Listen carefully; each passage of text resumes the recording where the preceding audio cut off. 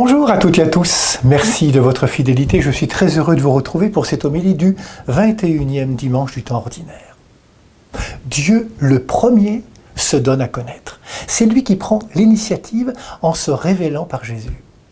L'évangéliste Jean témoigne « Dieu a tant aimé le monde qu'il a donné son Fils unique, afin que quiconque croit en lui obtienne la vie éternelle. » Jésus vient rencontrer l'humanité, la nôtre, et sa présence en notre humanité interroge. Beaucoup se demandent, mais qui est-il ? Par ses paroles, ses actes, Jésus fait parler de lui. Mieux encore, il nous donne la parole. Et vous, que dites-vous ? Pour vous, qui suis-je ? En un mot, il est l'homme de la rencontre.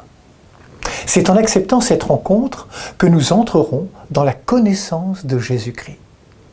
Comme l'apôtre Pierre, laissons l'Esprit Saint travailler nos vies et nos intelligences.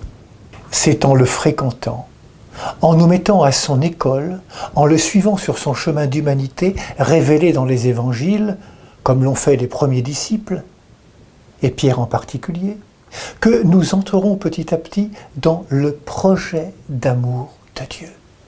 Cette rencontre du Christ est destinée à grandir en nous jusqu'à devenir une amitié. Je ne vous appelle plus serviteur, mais ami. Demeurez en moi et moi en vous. Qui demeure en moi et moi en lui porte beaucoup de fruits, car hors de moi, vous ne pouvez rien faire. Connaître Jésus-Christ, c'est tout, dira Antoine Chevrier. Celui qui a trouvé Jésus-Christ, dit-il, a trouvé le plus grand trésor. Il a trouvé la sagesse, la lumière, la vie, la joie, le bonheur sur la terre et dans le ciel, le fondement solide sur lequel il peut édifier le pardon, la grâce. Il a tout trouvé. L'apôtre Paul, avant lui, pouvait dire « Pour moi vivre, c'est le Christ ». L'apôtre Pierre peut oser dire, sous l'inspiration de l'Esprit du Seigneur, « Tu es le Christ, le Fils du Dieu vivant ». Sommes-nous capables aujourd'hui de nous laisser enseigner par le Père du ciel ? Ce n'est pas la chair et le sang qui t'ont révélé cela, dit Jésus à Pierre, mais mon Père qui est aux cieux. En interrogeant ses disciples, « Et vous, que dites-vous ? Pour vous, qui suis-je ?» Jésus les prend au sérieux, les considère comme des êtres libres et responsables. La réponse leur appartient.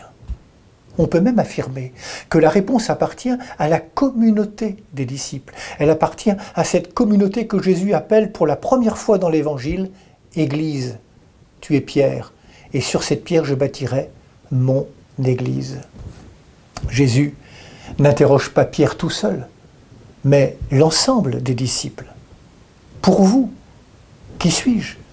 Ce qui intéresse Jésus, c'est ce que toute la communauté est capable de dire sur lui, non pas ce que les disciples diraient chacun dans leur coin. L'Église n'est-elle pas la communauté des disciples qui partagent une même foi, le même attachement à Jésus-Christ ? Par la bouche de Pierre, l'Église commence à parler. Nous qui sommes l'Église aujourd'hui, laissons-nous encore interroger par Jésus-Christ. Quelle place a Jésus dans notre Église ? Qu'est-ce que Jésus pour notre Église ? Que dit l'Église de Jésus ? Qu'est-ce que l'Église est-elle prête à vivre au nom de Jésus-Christ ? Nous qui sommes l'Église, le peuple de Dieu, avons-nous confiance au Christ ? En 2011, au JMJ de Madrid, Benoît XVI disait aux jeunes « Chers jeunes, permettez-moi de vous rappeler que suivre Jésus dans la foi, c'est marcher avec lui dans la communion de l'Église. On ne peut pas suivre Jésus en solitaire.